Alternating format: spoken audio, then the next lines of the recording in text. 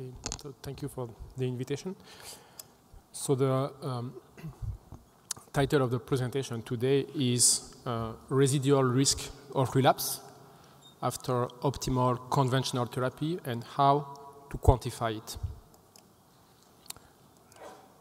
So the event rate in early breast cancer are now low after optimal adjuvant chemotherapy, endocrine therapy, and trastuzumab.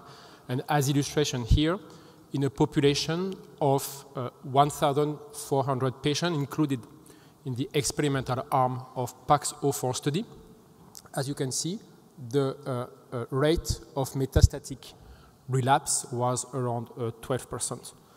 So this suggests that now in early breast cancer, the rate of event is low, and there is a need to identify these patients who present what we call residual risk of relapse.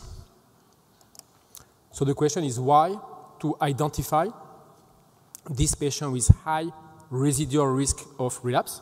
And the reason is to limit the clinical development of new drugs and the implementation of the new drugs in this smaller population.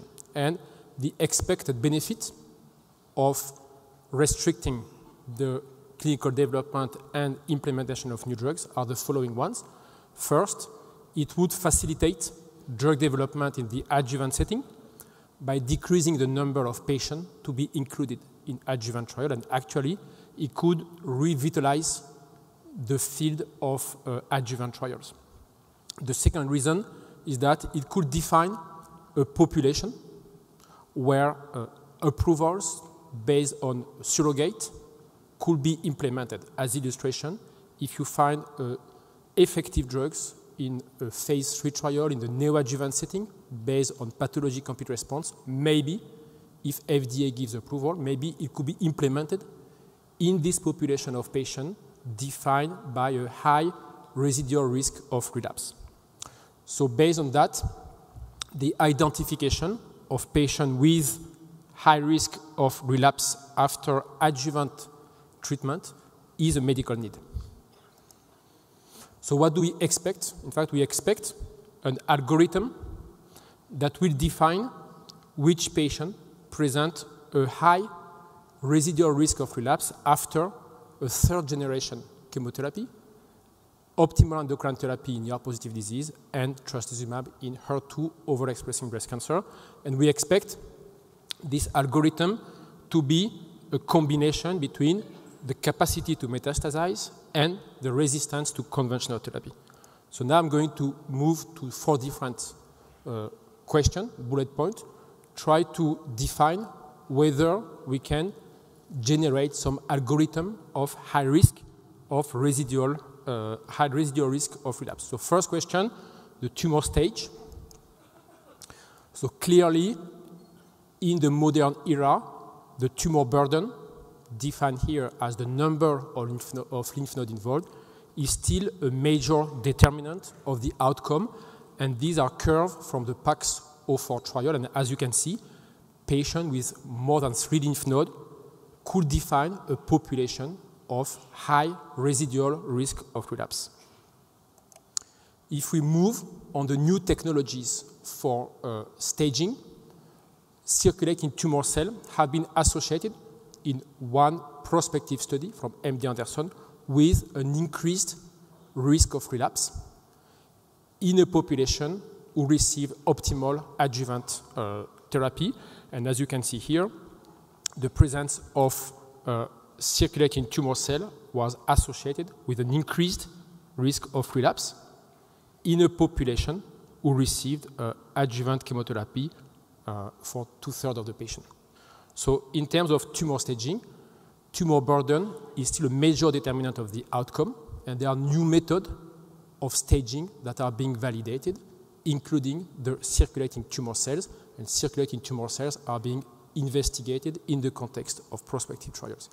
So this is the first point, is tumor burden. Then the second question is whether the second determinant of such an algorithm could be whether the post-treatment staging could be a determinant of the outcome and a determinant of residual risk of relapse. So these are data from a meta-analysis about whether the pathologic complete response could identify a population with good outcome, and at the opposite, this meta-analysis showed that the presence of residual disease after neoadjuvant chemotherapy could be a good tool to assess the risk of residual relapse. Nevertheless, there are 4 different limitations to this approach, and I will go through all of these limitations. So the first limitation of using the residual disease as surrogate of residual risk of relapse is the fact that not all patients with residual disease will relapse, and the prognostic value of no PCR, no pathologic complete response, may be not applied to smaller tumor. What I mean here is that we need to have better tools that really quantify the tumor burden after neoadjuvant chemotherapy. And then I'm going to go in this first limitation and try to see how we can solve this limitation.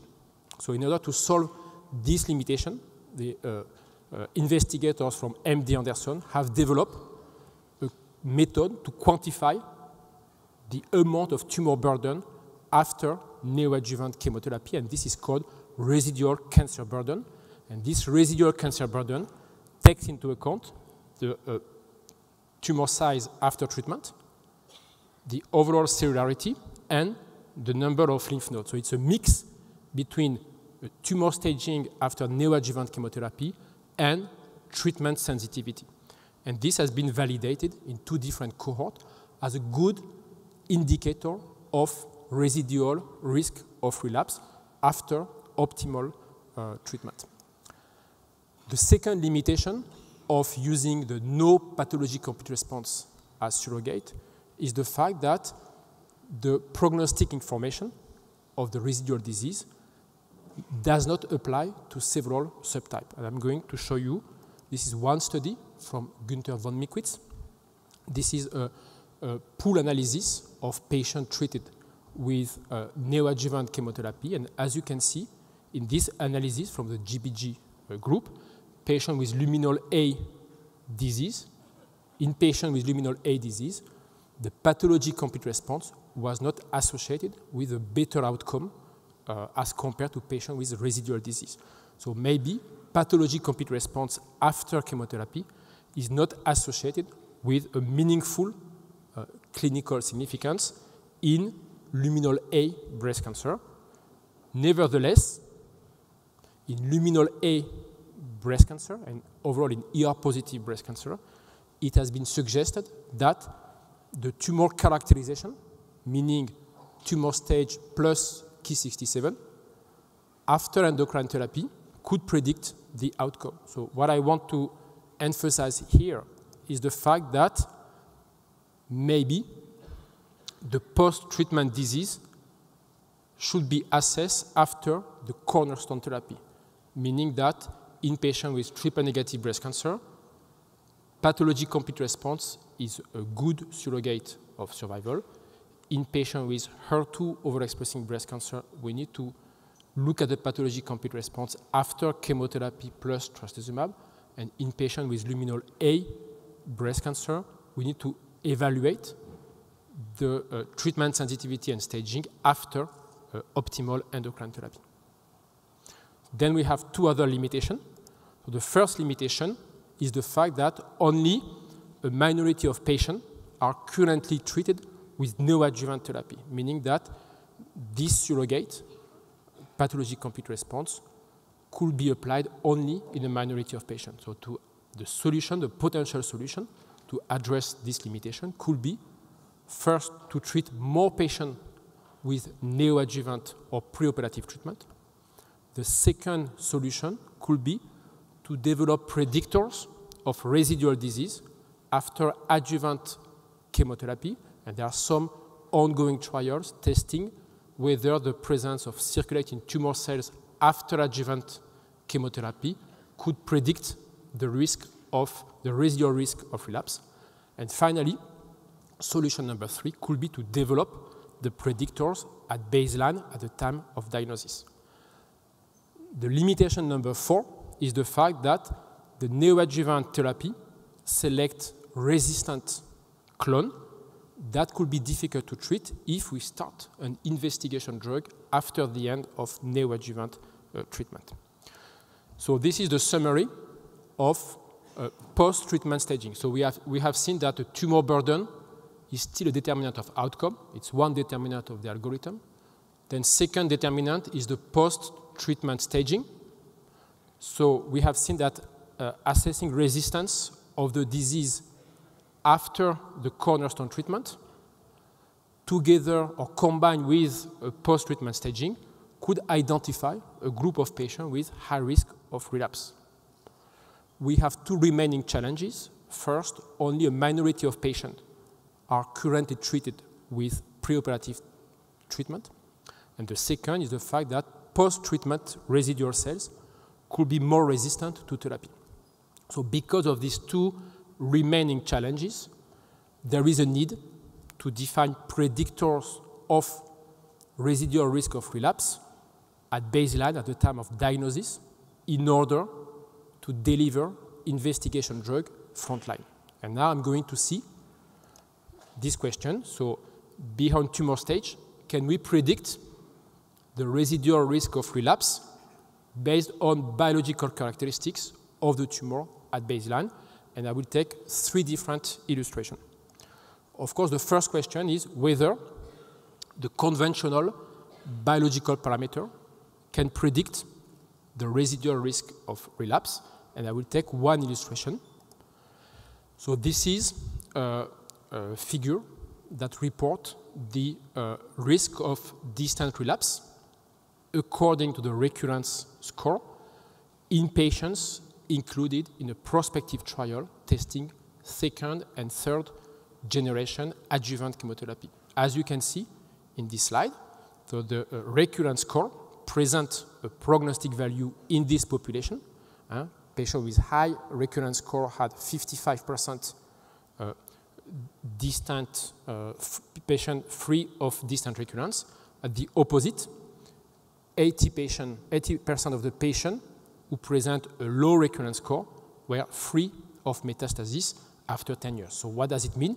It means that the recurrence score has some prognostic value in patients treated with optimal adjuvant treatment, but this prognostic value is suboptimal because patients with low recurrence score still present 20% risk of metastatic relapse. So this is a summary about whether the conventional biological parameter can predict the residual risk of relapse. Indeed, there is some prognostic value of the conventional biological parameter, but they are suboptimal in patients optimally treated. What does it mean? It means that it could be used as a first stone to determine prognosis, but we need better biological parameter to assess the risk of relapse. And I'm going to now to present 2 different candidate biomarkers. So the first one is a genomic signature to predict relapse after chemotherapy plus or minus endocrine therapy. So what is it? It's a genomic algorithm that has been developed by investigators from MD Anderson. And this genomic algorithm is a mix between 7 genomic signatures. And what are these genomic signatures predicting? First, they use a first genomic signature that predicts sensitivity to endocrine therapy, and this signature is a set index. Then they use additional genomic signature that predict first the resistance to chemotherapy, meaning a high amount of tumor burden after chemotherapy. And then they use another signature to predict high sensitivity to chemotherapy. And at the end, they come with a genomic algorithm that includes several genomic signatures. And what they want is to predict which patient is treatment insensitive, treatment resistant, and to what extent this prediction can correlate with a poor outcome in patients optimally treated. So this was the first validation cohort. In this cohort, we have 198 patients treated with chemotherapy plus or minus endocrine therapy. And as you can see, this genomic algorithm of residual risk of relapse is associated with a prognostic value. More interestingly, it can identify a population of patients with poor prognosis that deserve the administration of a new therapy, a new investigation drug. So this genomic algorithm is being validated in a second validation study that has already included more than 200 samples of patients treated with fake docetaxel plus or minus optimal endocrine therapy. So this is the summary of this part. The genomic algorithm of treatment sensitivity could identify some patients who present a high risk of distant relapse after adjuvant treatment. A second independent validation is ongoing. The challenge here will be that if we succeed to validate this genomic algorithm, how are we going to implement this genomic tool, since it requires the use of gene expression array. So then the second predictor at baseline I wanted to introduce you is the prognostic value of lymphocytic infiltration. So Christos Sotiriou will go in depth in this question, but I just wanted to introduce this. So the question here is whether the lymphocytic infiltration assessed by H&E slides can predict the outcome in patients optimally treated. So there are at least 3 retrospective analyses of randomized trial that have reported whether lymphocytic infiltration correlate with outcome. So the first trial, the first study was reported by Carsten Denker with the samples from GBG, and he reported first that lymphocytic infiltration is associated with an increased rate of pathologic complete response. Then Sherwin Loy, using samples from BIG and FINAIR, has reported in 2 different independent analyses that the infiltration of the tumor by lymphocyte was associated with a good outcome in patients with triple-negative breast cancer. And this is quite interesting. So in the first study by the BIG, the presence of TIL in triple-negative breast cancer was associated with a 0.31 hazard ratio.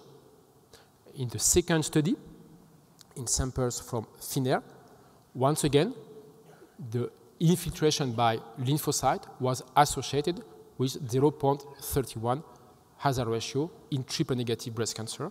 So what we have here, we have some consistent retrospective analysis from 2 randomized trials that suggest that the lymphocyte infiltration could stratify triple-negative breast cancer into low versus high risk of relapse after optimal adjuvant treatment.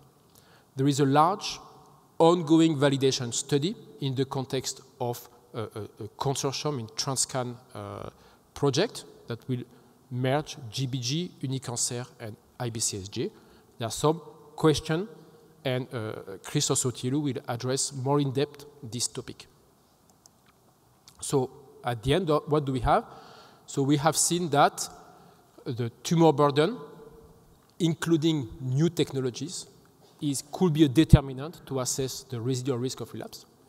We have seen that the tumor staging after the cornerstone treatment could be a determinant of the outcome, that conventional biological parameters could predict outcome but are suboptimal. And finally, we have reported 2 different new biological parameters that could stratify patients into low versus high risk of relapse after optimal adjuvant treatment. So now let's go to the conclusion. So this is the summary. So what I wanted to emphasize here is not so much which biological parameter is better than the other one, but what I wanted to emphasize is that there is a need to determine which patient will present a very high residual risk of relapse after optimal therapy. Why? Because if we don't succeed to identify this population with high risk of relapse, then the drug development in early breast cancer is going to face major challenges. And the second point is that if we don't succeed to identify this group of patients with high risk of relapse, we are going to be in trouble to implement the drugs that will have been approved based on pathologic complete response. So I think that this is a major medical need, and we need to develop research on this topic and characterize and identify and predict the residual risk of relapse after optimal treatment. What we have seen in the presentation, that there are 4 different possible components. First, the tumor staging at baseline is still a major determinant of the outcome, and we should not forget it at the time of biological characterization. Second, the conventional biological parameter, and we took the illustration of Oncotype DX, could be a first stone to assess the risk, but these tools are suboptimal. Point number 3, we have seen that there are some additional candidate biomarkers that can predict the residual risk of relapse. This is the genomic algorithm from MD Anderson that includes several gene signatures of treatment sensitivity. This is the tumor infiltration by lymphocyte, and there are some other additional genomic markers that are coming. Finally, point number 4, the assessment of post-treatment sensitivity is a determinant of outcome if we assess the residual disease and the staging and the sensitivity after the cornerstone treatment and not only chemotherapy, meaning we need to assess treatment sensitivity after chemotherapy or after chemotherapy plus trastuzumab in HER2 or after endocrine therapy for luminol A. So these 4 parameters should be integrated in each patient. And the last 2 points, I want to emphasize that there is a need for research work in this field of biomarker for residual risk of relapse.